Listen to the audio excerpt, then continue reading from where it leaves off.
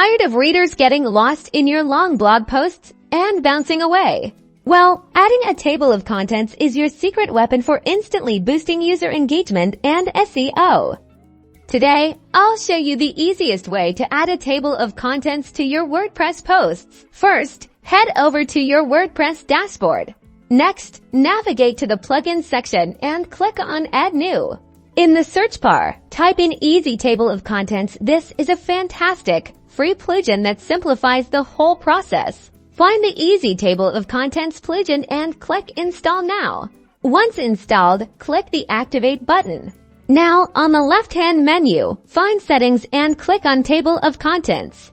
This is where you customize your table of contents. You can choose which post types to enable it for, like posts and pages. Make sure the Auto Insert option is checked if you want the table of contents to automatically appear on your selected post types. You can also adjust the position of the table of contents. Typically, it's best to place it before the first heading.